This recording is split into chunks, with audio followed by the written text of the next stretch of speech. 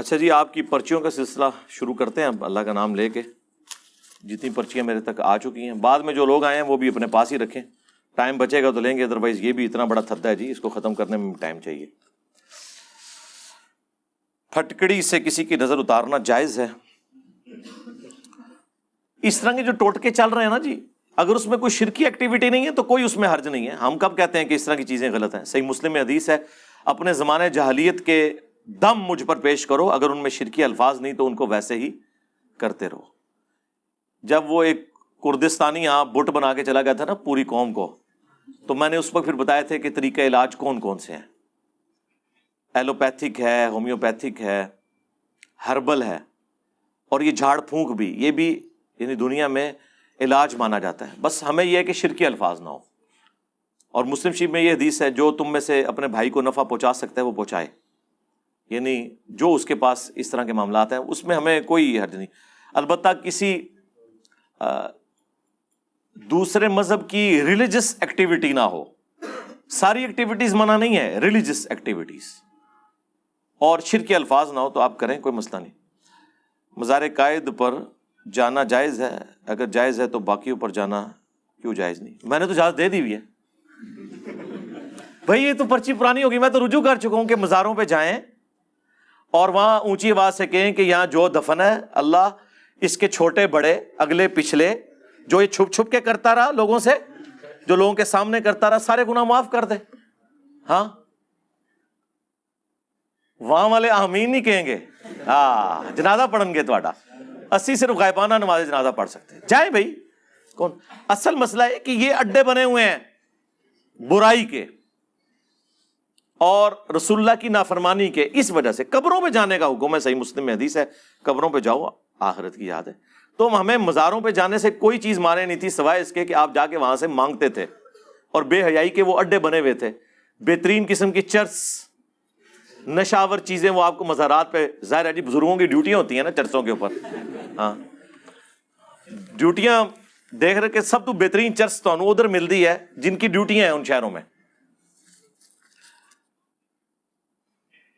کیا شیشے کا دروازہ بھی ستھرا ہوگا؟ اس میں سے گزرنے والا شخص نظر بھی آتا ہے. ہاں کیوں نہیں، مسئلہ کوئی ایشو نہیں ہے، ستھرا ہوگا بشرطے کہ وہ ایک انگلی جتنا موٹا شیشہ ہونا چاہیے، پھر وہ ستھرا شمار ہوگا. باقی رہ گیا سامنے نظر آ رہا ہے بندہ تو اس سے کیا فرق پڑتا ہے میرے بھائی؟ ستھرا بھی جو آپ نے رکھا ہوا ہے تو 1.5 فٹ ہے، وہاں سے تو فزیکلی بندہ جاتا ہوا نظر آ رہا ہوتا ہے، وہ تو صرف اترے سے حصے کے پیچھے چھپا ہوتا ہے نا، باقی تو اگو ہی لانگ رہا ہوتا ہے نا. یہ تو نہیں کہ ستھرا رکھنے سے بندہ ہی غائب ہو جاتا ہے، کوئی سلمانی ٹوپی آ جاتی ہے اس کے سر کے اوپر، تو اس سے کوئی فرق نہیں پڑتا. تو شیشہ ستھرا ہے، اتنا موٹا ہو ایک انگلی جتنا اور 1.5 ہاتھ، جو بخاری مسلم میں ہے کہ نبی الاسلام جو ہے وہ اونٹ کی جو پالان ہے نا اس کو بھی سترے کے طور پہ استعمال کر لیا کرتے تھے. تو اس کی ہائٹ چونکہ اتنی ہوتی ہے نا، وہ پیچھے ٹیک لگا کے بیٹھتے ہیں نا تاکہ کمر پہ لوڈ نہ آئے، وہ اونٹ کی پالان، تو وہ 1.5 فٹ 1 ہاتھ، شری ہاتھ جسے کہا جاتا ہے، آدھا گز، تو اتنی اونچی ہو تو وہ آپ کا ستھرا شمار ہوگا. جیسے مولانا مودودی اور ڈاکٹر اسرار نے دین کو متعارف کروایا اور ہمیشہ اسلامی نظام و خلافت کی بات کی، موجودہ نظام مسلمانوں کی سوچ. او یار یہ پرانے سوال ہیں. پاکستان میں نظام خلافت، اسلامک سسٹم ان پاکستان، یہ میری ویڈیو دیکھ لیں، ایک پوری ڈاکٹرین ہے. ٹھیک ہے، رش کی وجہ سے لوگ خانہ کعبہ کی اصلی عمارت کے علاوہ سڑک پر نماز پڑھتے ہیں، کیا یہ عمل ٹھیک ہے؟ عمل تو درست ہے لیکن صفیں متصل ہونی چاہیے. اب یہ نہیں ہے کہ اندر جگہ ہے اور آپ جو ہے وہ باہری مختلف جگہوں کے اوپر اس طرح صفیں بچھا رہے ہیں، یہ تو خلاف سنت ہے. صف کا متصل ہونا ضروری ہے. بعض اوقات لوگ اپنا سفر بچانے کی خاطر بھی سڑک کے اوپر ہی صفیں ڈال دیتے ہیں. بھائی ادھر کرنے کیا گئے ہوئے ہو؟ اور مجھے نہیں سمجھ آتی کہ جاتے ہیں یہ لوگ حرمین شریفین، نماز کا سلام پھرتے ہی ہوٹل میں آ جاتے ہیں واپس. ہوٹل میں آ کے کیا کرتے ہیں؟ ٹی وی لگا کے بیٹھ جاتے ہیں. 15 دن کے لیے وہاں گئے ہوئے ہو. حج اور عمرے والے کا کیا کام ہے کہ وہ ہوٹل میں آ کے بیٹھے؟ اسی تو چاہیے بھائی ایئر کنڈیشنڈ ہے مسجد، وہاں بیٹھے ذکر اذکار کرے. واش روم جانا ہے تو بہترین واش روم وہیں پہ اویلیبل ہے. ہوٹل میں آ کے کیا کرنا ہے؟ زیادہ کھانے کے لیے نکلنا ہے، وہ بھی حرمین کی وسینٹی میں پریمیسز کے اندر آپ کو بڑی سستی کھانے کی چیزیں جو بھی اس ریٹ کے اعتبار سے وہاں کے اعتبار سے ہیں، اب تو تھوڑی مہنگائی ہو گئی ہے، وہ مل جاتی ہیں. ہوٹل میں جا کے کیا لینا ہے؟ اس لیے میں کہتا ہوں کہ جو لوگ حج عمرے کے لیے جائیں ان کا ہوٹل دور ہی ہونا چاہیے تاکہ ان کے دماغ میں خیال ہی نہ آئے واپس جانے کا. آپ فجر کے بعد چلے گئے ہوٹل میں، زور تک آرام کر لیا، زور کے بعد آئیں تو عشاء پڑھ کے جائیں. کیا کرنا ہے وہاں جا کے؟ ٹائم ضائع کرنا ہے؟ فوراً باہر نکلنے کی پڑی ہوئی ہوتی ہے. اللہ کے بندو، زندگی میں دوبارہ موقع ملے نہ ملے، آئے ہوئے ہو، بہترین فیسلٹی اویلیبل ہے، وہاں بیٹھو. جتنی بڑی زبانیں ہیں ان میں قرآن کے ترجمے اویلیبل ہیں وہاں پہ. ویسے تلاوت کرنی ہے تو قرآن حکیم اویلیبل ہے، اور نوافل پڑھ سکتے ہیں، ٹھنڈا پانی اویلیبل ہے، کوئی ایشو نہیں اندر بیٹھنے میں. پھر بھی لوگوں کو بھاگنے کی پڑی ہوتی ہے، تو اس لیے پھر وہ سڑک پہ ہی نمازیں پڑھیں گے نا جی. البتہ جو بہت بوڑھے لوگ ہیں، حج عمرے کے لیے گئے ہیں، 10-15 دن پہلے ہی پہنچ گئے ہیں، ان کو یہی چاہیے کہ وہ کوشش کریں کہ بجائے، اگر ان کا ہوٹل دور ہے اور وہ حرمین میں جانے میں انہیں تردد ہے، یہ نہ ہو کہ وہ حج سے پہلے ہی اپنی اتنی انرجی ایگزاسٹ کر لیں کہ جب انہیں منا میں یا عرفات میں جانا پڑے تو بالکل ہی رہ جائیں. تو ان کے لیے یہی ہے کہ جس ہوٹل میں وہ ٹھہرے ہوئے ہیں، ہر ہوٹل کے اندر ایک مسجد ہوتی ہے، یا ان محلوں میں مساجد لوکل موجود ہوتی ہیں، وہیں پہ نمازیں پڑھیں تاکہ ایٹ لیسٹ جو بڑی ایکٹیویٹی ہے نا حج کی، اس کے لیے اپنی انرجی کو بچا کے رکھیں. میں بوڑھے لوگوں کی بات کر رہا ہوں. اور جب حج کر چکے ہیں تو پھر جتنا رسک لے سکتے ہیں لیں، لیکن اس سے پہلے رسک نہ لیں، کیونکہ کئی لوگ پھر چل کے پاؤں میں اتنی عادت نہیں ہوتی چلنے کی، پھر طواف پہ طواف اتنے زیادہ کر لیتے ہیں کہ پاؤں ان کے لیے پھر وہ یہ حالت ہو جاتی ہے کہ جب ایکٹیویٹی کرنے کا وقت آتا ہے اس وقت بالکل رہ گئے ہوتے ہیں. تو یہ بھی اس کو مینج کرنے کی ضرورت ہے. حرم میں طواف والے لوگوں کے سامنے نوافل پڑھنے سے پتہ نہیں ہے کیا لکھا ہوا.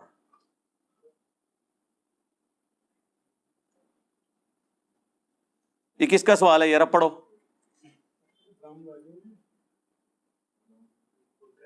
ہاں جی، کیا لکھا ہوا ہے یہ؟ رم کیا لکھا ہوا ہے؟ رم کیا چیز ہے؟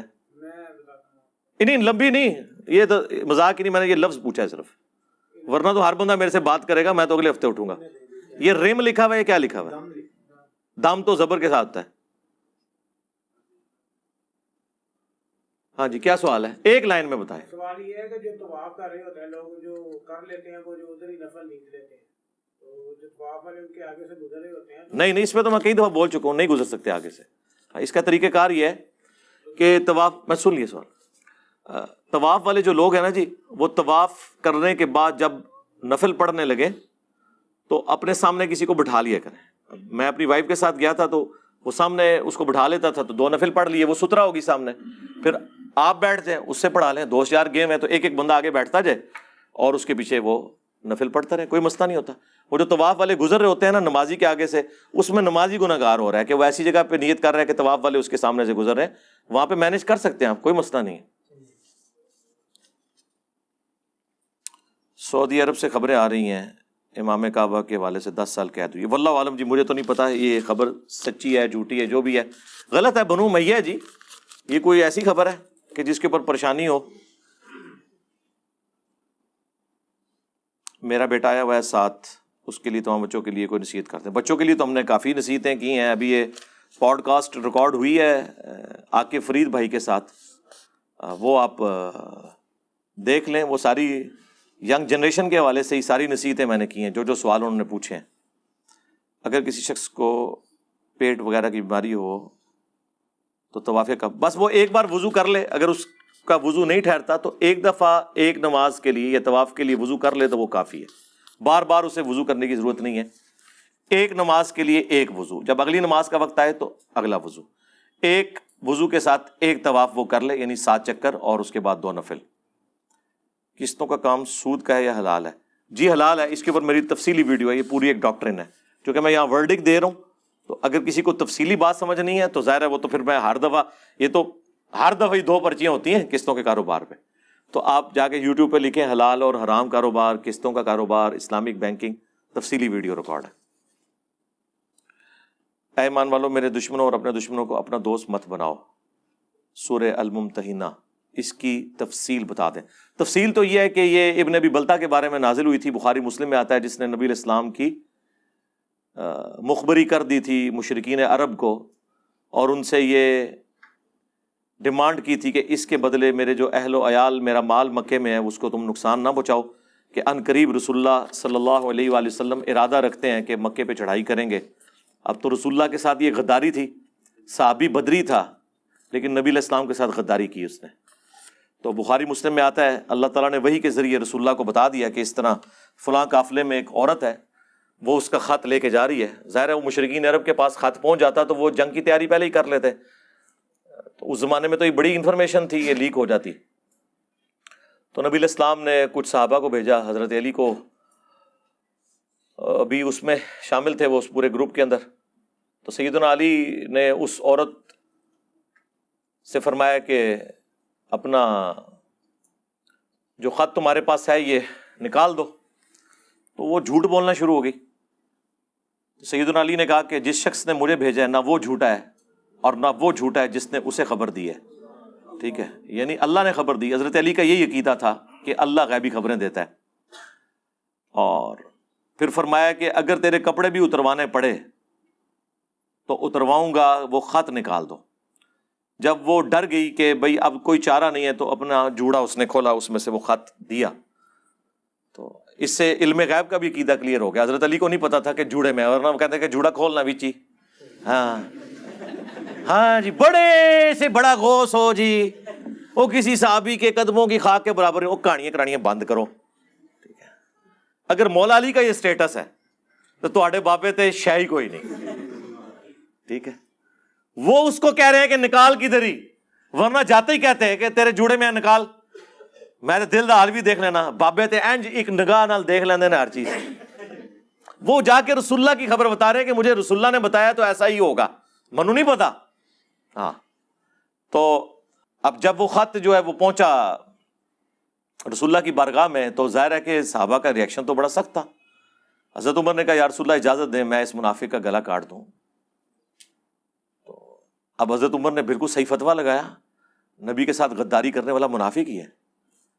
رسول اللہ نے فرمایا کہ چھوڑ دو عمر، بدری صاحب کی اللہ تعالیٰ نے اگلی پچھلی غلطیاں معاف کر دی ہیں۔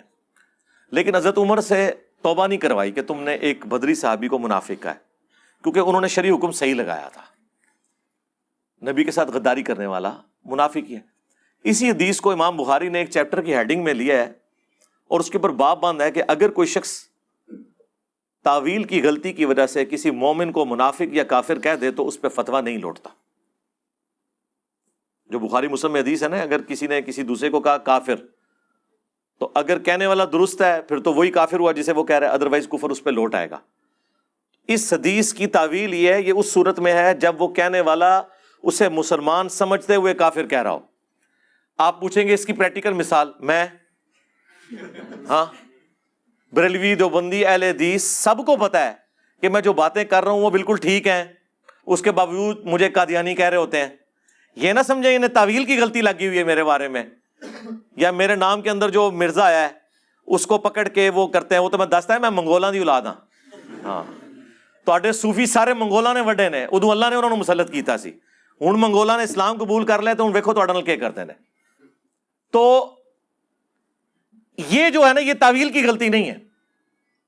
تعویل کی غلطی کیا ہے؟ جس طرح شیعہ کو لگی ہے کہ صحابہ کی تکفیر کرتے ہیں، وہ ان روایتوں کے اوپر رلائی کرتے ہیں جو ان تک پہنچی ہوئی ہیں، وہ کہتے ہیں یہ ٹھیک نہیں ہے، یہ تعویل کی غلطی ہے، یہ ایکسیپٹیبل ہے۔ اس لیے میں نے کہا تھا کہ اگر ہم حضرت ابوبکر صدیق کو کافر کہیں نا تو ہم کافر ہو جائیں، کیونکہ ہمیں تو وثوق سے پتہ ہے کہ وہ مومن کامل تھے۔ لیکن ایک ایسا شخص جو تاریخی روایات جو جھوٹی گھڑی ہوئی آ گئی، جو اس کو لولا لنگڑا دین پہنچا، جس پہ اس کا اعتماد ہے، اس کی بنیاد کے اوپر ان کی تکفیر کرتا ہے، اس پہ کفر نہیں لوٹے گا۔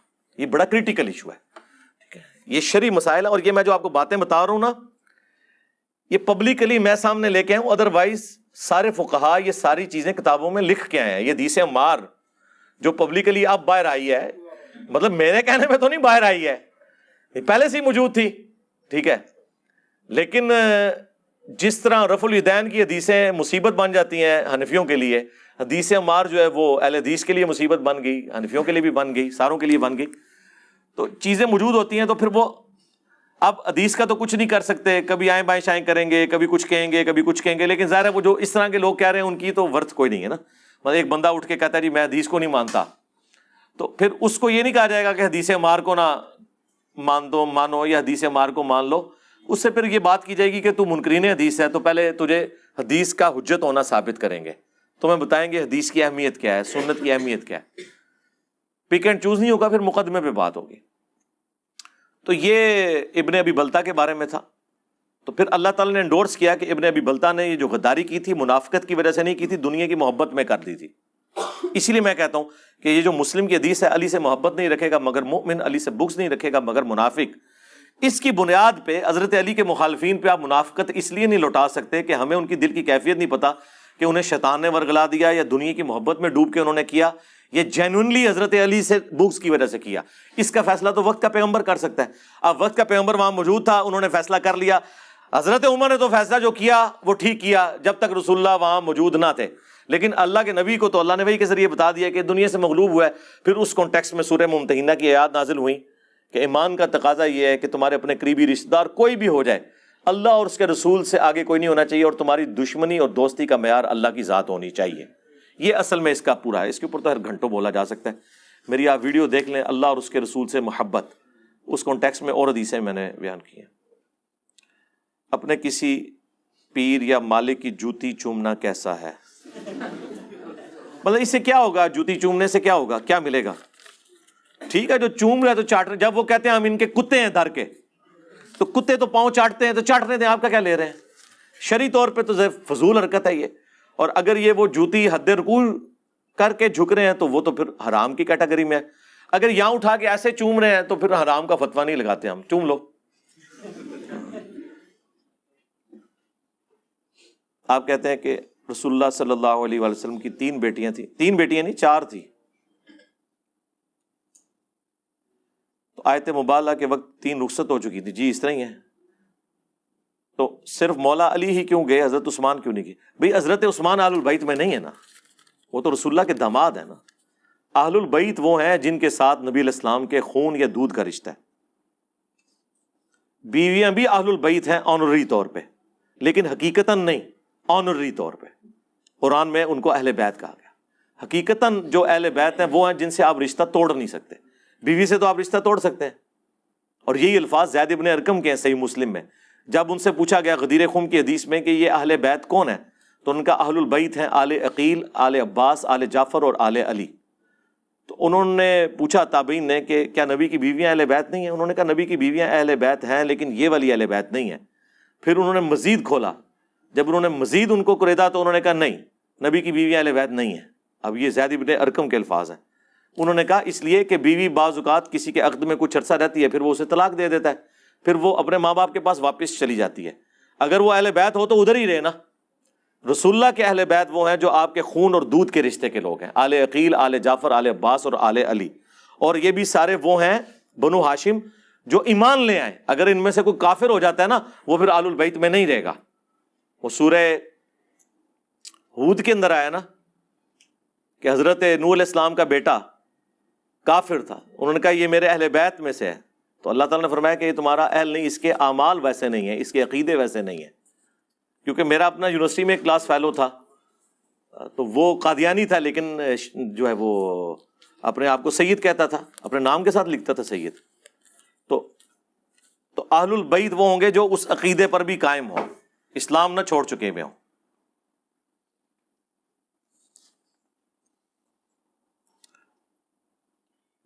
آپ کو نہیں لگتا کہ فرقوں سے آپ کے اختلافات ایکسٹریم کی طرف جا رہے ہیں؟ اور میں انٹرنیٹ کا اسٹوڈنٹ ہوں، دین کی تبلیغ کیسے کر سکتا ہوں؟ کریں میرے بھائی، انٹرنیٹ پہ تو دین کی تبلیغ کرنا کوئی مشکل نہیں ہے. کبھی میں نے آج تک کوئی ایسا نہیں دیکھا کہ آپ کوئی کلپ اپلوڈ کر رہے ہیں اور مانیٹر میں سے کوئی مولوی کا ہاتھ نکلے اور آپ کی داڑھی کھینچ لے.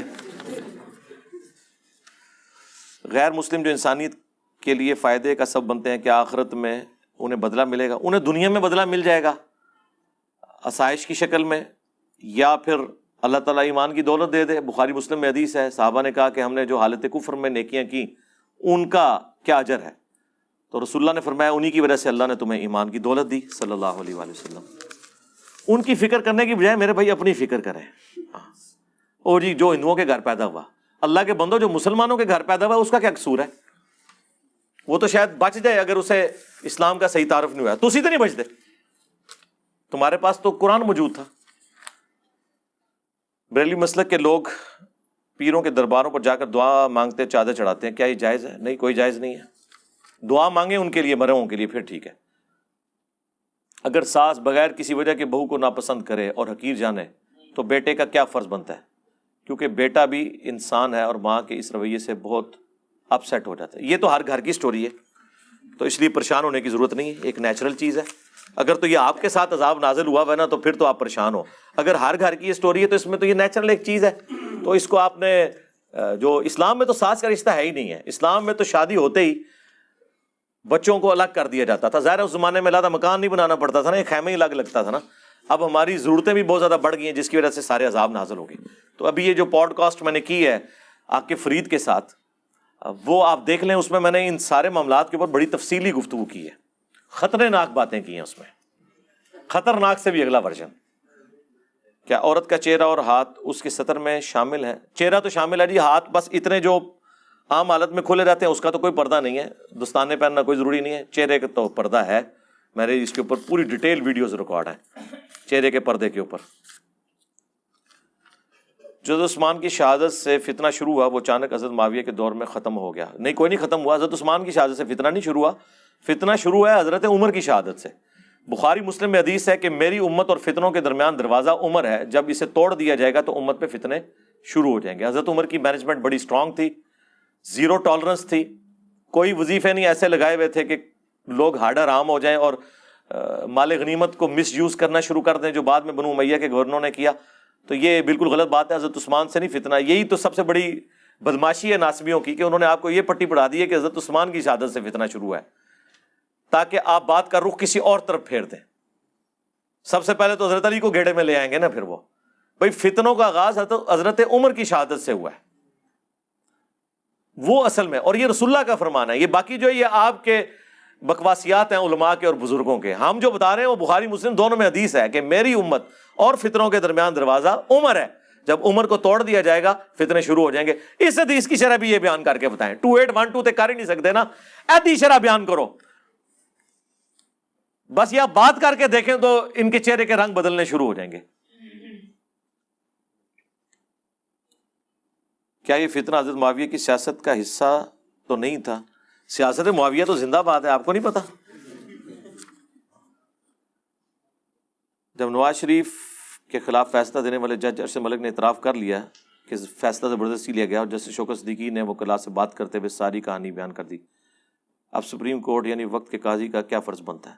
ظاہر ہے جی, اب یہ سارا تماشا جب کھل چکا ہے تو انہیں اللہ سے ڈرنا چاہیے. اور جو اس قسم کے جتنے بھی ڈیسیژن کرتے ہیں, ہم تو پہلے کہہ رہے ہیں کہ یار یہ عدالتیں بھی ہماری اور ہمارے ججز بھی, ہمارے ریاستی اداروں کے لوگ بھی سارے کمپرومائزڈ ہیں. اب تو میرا خیال ہے کوئی نہیں بچا جس کی آپ کو حقیقت نہ پتہ چل گئی ہو. عمران خان صاحب پہلے ان لوگوں کے گناہوں پہ پردہ ڈالتے تھے, اب خود اس کے وکٹم بنے ہوئے ہیں. تو آپ دیکھ لیں کہ ان کو بھی اب پتہ چل چکا ہوگا. فرض کیا بنتا ہے, یہ تو سوال وہ پوچھے نا, ان کو نہیں پتا.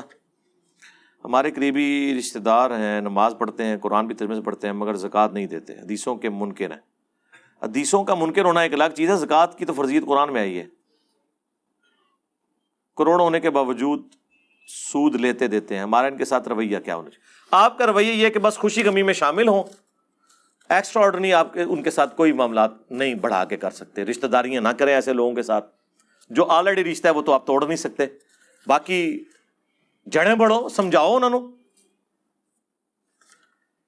پچھلی اتوار ایک بندہ آپ سے ملنے آیا, اس نے جاتے وقت آپ کے ہاتھ پر بوسہ لیا. بھائی میں نے کسی کو کہا کہ بوسہ لے آ کے, آپ ایک بندے نے ہاتھ پکڑا اور اس نے کام ڈال دیا ہے, تو میرے پاس اب میں اسے چھڑوا رہا ہوں.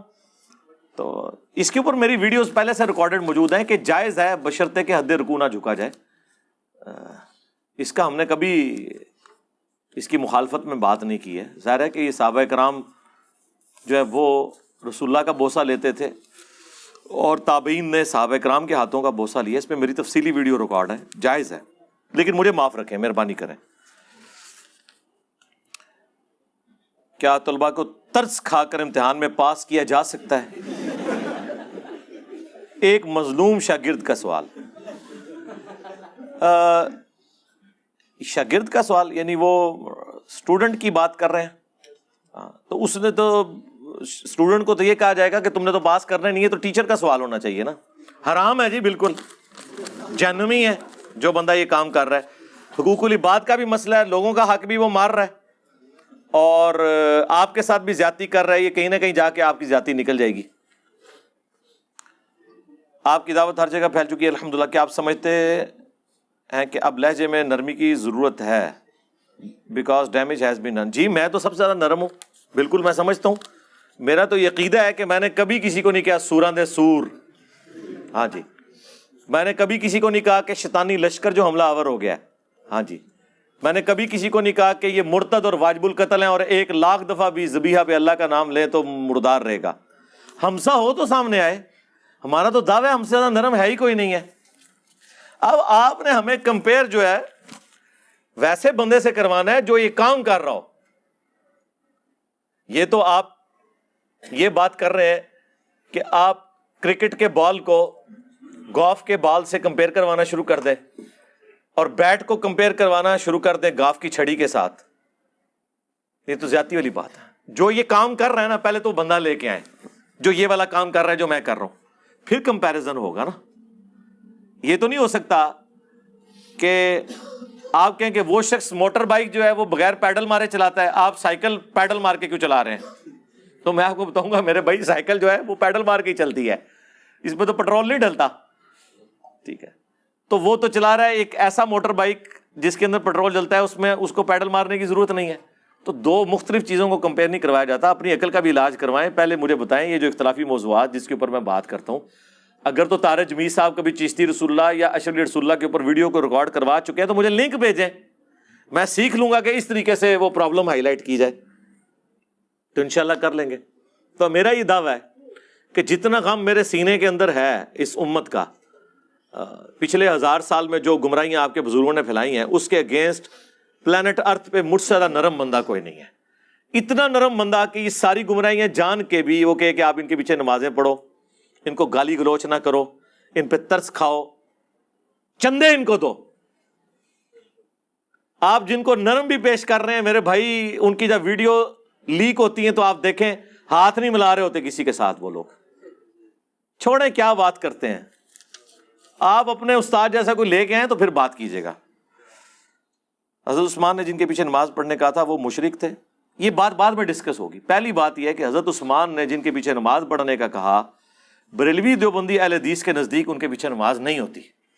ہاں ایڈا اگے نہ ٹرو، میں تہاڈی لت پکڑ کے کھچ لینا، تمہیں چک وڑ لینا. ہاں یہ کہتے ہیں اہل بدعت اور بد مذہبوں کے پیچھے نماز پڑھنا واجب الاعادہ مکروہ تحریمی ہے. تو حضرت عثمان کو جو شہید کرنے آئے تھے، جو انہوں نے آپ کو بتایا ہوا ہے، وہ ان کو بد مذہب بھی مانتے ہیں، بلوائی کہتے ہیں، کبھی کہتے ہیں خارجی، کبھی کہتے ہیں سبائی پارٹی. یہ جو آگے نیٹی گریٹیز ہیں تو بعد میں ڈسکس ہوں گی. جب مقدمہ پہلے ہی ختم ہو گیا، پہلی پیشی پہ ہی آپ کا مقدمہ فارغ ہو گیا، تو اب اس کی باریکیوں میں تو جانے کی ضرورت ہی نہیں ہے کہ وہ کیا تھے. وہ وہی تھے جو آپ کے بزرگ مانتے ہیں. اس کے باوجود ہم نے جب یہ حدیث 695 نکالی بخاری کی کہ حضرت عثمان نے کہا ان کے پیچھے نماز پڑھو، اس سے پہلے ان کو کیوں نہیں کبھی توفیق ہوئی کہ آپ کو یہ حدیث بتاتے؟ اگر یہ اتنے مخلص ہوتے، انہوں نے تو آپ کو یہ بتایا وہ سارے کافر تھے. آج جب ہم نے حدیث بتائی ہے تو آپ نٹی گریٹی میں پڑھ گئے ہیں جی وہ کیڑے بدھے کے چک دے سن، اور جاؤ کام کرو اپنا، نکلو اتوں. ایک کہانیاں کسی اور نو کراؤ، تہاڈا واسطہ پڑھ لکھے بندے نال پیا ہے. ٹھیک ہے، میں تے وہ کہندے نے 100 سنار کی اور 1 لوہار کی. ٹھیک ہے، تے میں ایک بھی نہیں مارتا، صرف چکدا میں انج کر کے انج نٹ دیو. تسی اہل تشیع یہ عقیدہ رکھتے ہیں کہ نبی الاسلام کی ایک بیٹی تھی، اگر کوئی دوسری ہوتی تو ان کی نسل کا بھی پتہ ہوتا. نسل چلی نہیں نا جی، آگے پتہ کہاں سے ہونا ہے؟ یہ تو اسی طریقے سے آپ کہیں کہ حضرت یعقوب علیہ السلام کے 12 بیٹے تھے تو صرف یوسف ہی پیغمبر کیوں تھا؟ باقی کافر تو نہیں تھے، وہ اللہ نے ان کو صحابی بنا دیا تو ایک کو چوز کر لیا. یہ کون سا کوئی نیا کام ہوا ہے؟ پہلے بھی ایسے ہوتا رہا. تو نبی الاسلام کی بھی 4 میں سے اللہ نے ایک بیٹی کو چنا کہ ان سے اہل البیت چلیں گے، بس باقیوں کی اولاد آگے چلی ہی نہیں نا. انما یرید اللہ والی آیت کے مطابق نبی الاسلام سے پیشاب کرنا اور باقی چیزیں وغیرہ باتیں درست ہیں کیا نجس میں آتی؟ یہ اس چیز کا جو آپ نے یہ معنی لے لیا یہ تو بالکل غلط ہے. ظاہر ہے جو چیزیں انسان کے ساتھ جڑی ہوئی ہیں وہ تو جڑی ہوئی ہیں. مثلاً چلیں چھوڑ دیں, ہمارے نزدیک تو خون پاک ہے, لیکن حنفیوں کے نزدیک اور شیعہ کے نزدیک خون جو ہے نجس ہے. تو نبی علیہ السلام کا خون مبارک تھا, غزوہ احد میں دانت شہید ہوئے, خون نکلا, اتنا نکلا کہ بلڈ پریشر لاس ہونے کی وجہ سے نبی علیہ السلام بے ہوش ہو گئے. اسی وجہ سے یہ خبر مشہور ہو گئی تھی کہ آپ شہید ہو گئے کیونکہ آپ بے ہوش ہو گئے تھے. پھر بخاری مسلم میں آتا ہے کہ حضرت علی جو ہے ایک ڈھال کو الٹا کر کے اس کو برتن بنایا, اس میں پانی لے کے آئے, سیدہ فاطمہ نے اس پانی سے آپ کا زخم دھویا اور خون نہیں رک رہا تھا, تو پھر کاٹن کا ایک کپڑا جلا کے اس کی راکھ جو ہے نا وہ رکھی تاکہ اس کی وجہ سے وہ خون رک جائے. تو نبی علیہ السلام کا تو خون مبارک نکلا ہے. تو اگر آپ نے بنیاد یہ بنائی ہوئی ہے تو پھر تو خون بھی نہیں نکلنا چاہیے تھا, اور آپ کے نزدیک خون نجس ہے. اب آپ نے یہ کہانی نہیں کرانی کہ نبی علیہ السلام کا خون پاک ہے. اب آپ اس طرف چل پڑیں گے تو پھر آپ اپنا مقدمہ خود ہی لوز کر جائیں گے. پھر ٹھیک ہے, آپ نبی علیہ السلام کے باقی جو اس طرح کے اخراج ہیں ان کو اگر پاک ڈکلیئر کرتے ہیں تو ان سے پھر انکار تو نہ کریں کہ تھے لیکن وہ ناپاک نہیں تھے. پاک کا لفظ نہیں لیکن ناپاک نہیں تھے. حضرت سلمان علیہ السلام وفات کے بعد چھڑی کے سارے کھڑے رہے. اتنا عرصہ ان کے گھر والوں کو بھی معلوم نہیں تھا جی وہ گھر میں کدھر تھے میرے بھائی. وہ ٹیمپل آف سلیمان بنا رہے تھے. ان کے گھر والے گھر والے تو نہیں تھے کہ 5 منٹ بعد آ کے میسج آ جائے کتنے ہو. ہاں, پیغمبر تھے جناب, بڑا روب تھا ان کا. جن سے جن بھی ڈرتے ہوں ان کی بیویوں کی کیا مجال ہوگی کہ ان کو پھر وہ پیغمبر بھی مانتی ہوں ان کو. تو ایک طریقے تک ہی ہوتا ہے نا, اتنی باریکیوں میں نہ پڑھیں. فاتحہ کے بغیر نماز نہیں ہوتی, تو جس رکعت میں امام قرات کرتا ہے اس میں فاتحہ پڑھنا لازمی ہے کہ نہیں؟ آپ اگر سرن نمازیں ہیں تو پیچھے پڑھیں, اگر جہرن ہے تو سن لینا کافی ہے. اس میں میری تفصیلی ویڈیو ریکارڈ ہے. مسجد اقصی کس نبی نے تعمیر کروائی؟ دیکھیں یہ مسجد اقصی تو پہلے سے ایگزسٹ کرتی ہے نا. بخاری مسلم میں ہے کہ سب سے پہلے خانہ کعبہ دنیا میں بنا, اس کے 40 سال کے بعد مسجد اقصی بنی. باقی جو اس وقت آپ کو مسجد اقصی نظر آ رہی ہے تو حضرت عمر نے تعمیر کروائی ہوئی ہے. نبی علیہ السلام کے مبارک زمانے کے اندر اقصی کا مطلب ایک دور کی مسجد کے طور پہ بھی لیا جاتا ہے. تو مسجد تو وہ یروشلم والی, پہلے اسے ایلیا کہا جاتا تھا, یروشلم کہا جاتا تھا. ابھی یروشلم کا لفظ تو استعمال ہوتا ہے مسجد ایلیا. قرآن نے اس کے لیے مسجد اقصی کا لفظ استعمال کیا, دور کی مسجد. لیکن رومنز جو تھے یہودی اور نصرانی وہ اسے ایلیا, مسجد ایلیا کہا کرتے تھے. تو وہ شروع سے ہی موجود ہے جی. پہلے زمانے میں لوگ خوابوں کی تعبیر انبیاء کرام سے پوچھتے تھے جیسا کہ یوسف علیہ السلام نے, لیکن اس دور میں ایک ہی خواب بار بار آ رہا ہے پریشان. تو اس دور کے لیے نبی علیہ السلام تو آپ کو بتا گئے ہیں نا, پوچھنے کی کیا ضرورت ہے؟ کسی حدیث میں نہیں ہے کہ خواب آئے تو نکل پڑو پوچھنے کے لیے. کوئی ہے ایسی حدیث؟ حضور کو پتا تھا لوگ کمائی کریں گے اس کے ذریعے. آپ نے آپ کو پیٹ رول بتا دیا. بخاری مسلم کی حدیث ہے خواب کی 3 قسمیں, اللہ کی طرف سے, شیطان کی طرف سے اور نفس کی طرف سے. اور اس میں فرمایا کہ اگر برا خواب دیکھو تو کسی سے ذکر نہ کرو اور بائیں طرف 3 دفعہ تھوک دو. اور فزیکلی تھوکنا نہیں, بس ایسے کر دو, دیٹس آل. تعبیر پوچھنا نکل پڑو یہ تو کہیں نہیں لکھا.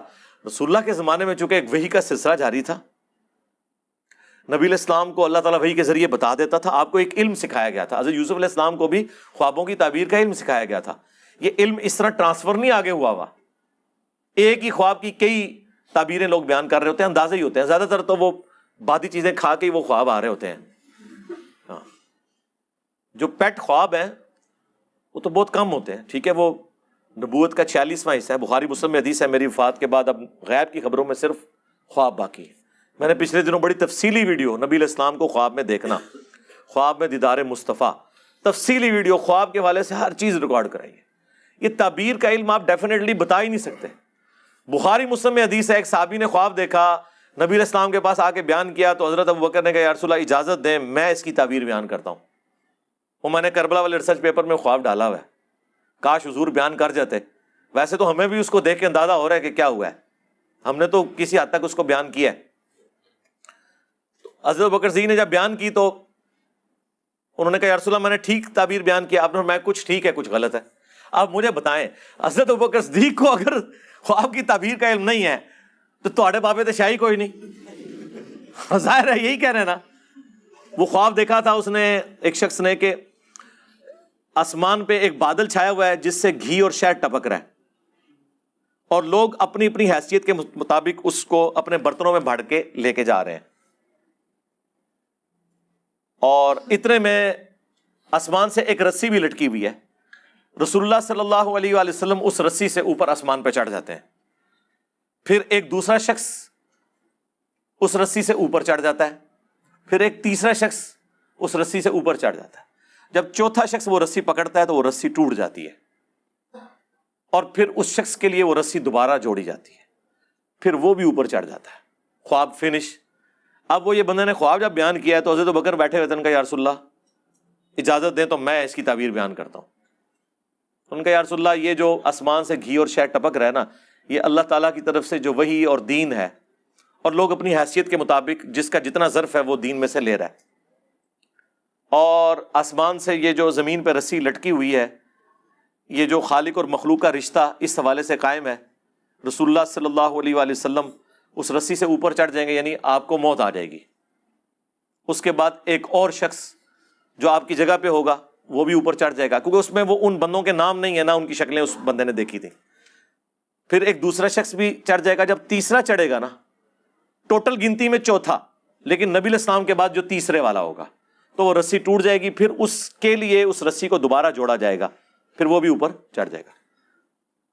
پھر حضرت بکر نے کہا یا رسول اللہ میں نے ٹھیک تعبیر کی، آپ فرمایا کچھ ٹھیک ہے کچھ غلط۔ انہوں نے کہا یا رسول اللہ آپ کو میں اللہ کی قسم دیتا ہوں اس کی صحیح تعبیر بیان کریں۔ آپ نے فرمایا مجھے قسم نہ دو، اور آپ نے تعبیر بھی بیان نہیں کی۔ لیکن ظاہر ہے وہ کلیئر ہو گیا تھا کہ نبی علیہ السلام اوپر چڑھے، اس کے بعد سیدنا ابوبکر بھی چڑھ گئے، حضرت عمر بھی چڑھ گئے، لیکن حضرت عثمان کے دور میں وہ رسی ٹوٹ گئی۔ یعنی جو آسمان اور زمین کا رشتہ تھا نا اس پرفیکشن کے ساتھ، جو پہلے دو خلفاء کے دور میں تھا، جو خلافت محفوظہ تھی سیدنا ابوبکر اور عمر کی، وہ خلافت مفتونہ بن گئی بعد میں، یعنی فتنوں کا دور۔ پھر اس شخص کے لیے رسی کو جوڑ دیا گیا، یعنی اس شخص کی شہادت جو ہے وہ ان غلطیوں کا کفارہ بن گئی جو ان کے دور خلافت میں ہوئی۔ اللہ نے ان کو اس تکلیف میں ڈال کے ان کو پاک و صاف کر کے اوپر اٹھا لیا، اس کے لیے وہ رسی جوڑی گئی۔ سمجھ آئی آپ کو بات کی؟ بخاری مسلم میں حدیث ہے نا کہ انسان کو کوئی بھی دکھ درد اندیشہ، حتیٰ کہ پاؤں میں کانٹا بھی چبھ جائے تو اللہ تعالیٰ اس کے بدلے بھی اس کی غلطیاں گناہ معاف کر دیتا ہے۔ یہ ساری حدیثیں میں نے کربلا والے ریسرچ پیپر میں ایک ترتیب سے ڈالی ہوئی ہیں حضرت عثمان کی شہادت کے اسباب۔ تو میرے بھائی اگر حضرت ابوبکر صدیق صحیح تعبیر نہیں بیان کر سکے تو آپ کے بابے بیٹھ کے کون سی تعبیریں بیان کر رہے ہیں؟ ابن سیرین کی طرف وہ کتاب الرؤیا ایک منسوخ کی ہوئی مارکیٹ میں ہے، لے کے بیٹھ جائیں کہ جگہ آپ دکان کھول کے تعبیریں بیان کریں۔ اس میں وہ جس طرح کی مدنی ٹی وی کے اوپر بھی ایک پروگرام لگتا ہے، اس میں خواب کی تعبیریں بیان کی جاتی ہیں، ٹھیک ہے جی۔ اور حالت یہ ہے کہ اس میں بتا رہے ہیں کہ جی مچھلی جو ہے وہ گونگی کیوں ہے۔ ویل مچھلی کی آوازیں ہم نے سن لی ہیں، ان کو ابھی تک مچھلیاں گونگی نظر آ رہی ہیں۔ اس کا جواب دیں گے، وہ کہیں گے نہیں وہ تو مچھلی نہیں، وہ تو میملز میں آتی ہے۔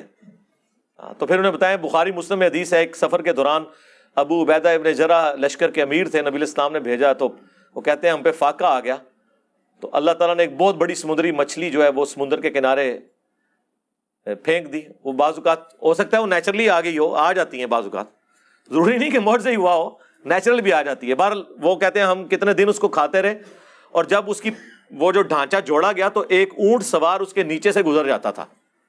اونٹ پہ بیٹھا ہوا شخص اس کے نیچے سے گزر جائے، اتنا بڑا اس کی آپ سمجھ لیں جو ڈھانچہ تھا، تو وہ ویل مچھلی اتنی بڑی ہو سکتی ہے۔ ویل مچھلی آپ کو پتہ ہے نا اٹلانٹک میں اور پیسیفک اوشن میں اتنی بڑی بڑی ویل مچھلی ہیں کہ 11 ہاتھی ہونا افریقن اس کے برابر ایک ایک ویل مچھلی ہے۔ اب اتنی بڑی ویل مچھلی تو وہ ویل مچھلی ہو سکتی ہے، اور کوئی مچھلی اتنی بڑی نہیں ہوتی ہے۔ تو اس سے یہ بھی ثابت ہو گیا کہ ویل مچھلی حلال ہے۔ حنفیوں کے لیے یہ حدیث بڑی مصیبت ہے، وہ کہتے ہیں ہو سکتا ہے کوئی ایسی مچھلی بھی ہو۔ ہاں آپ بھی تلاش کریں، میں بھی تلاش کرتا ہوں۔ انہیں کیا سی نا کراچی دے مفتی نے کہ ہو سکتا ہے اس میں اشلی تھانوی والے بعد میں بھی کوئی حکمت ہو۔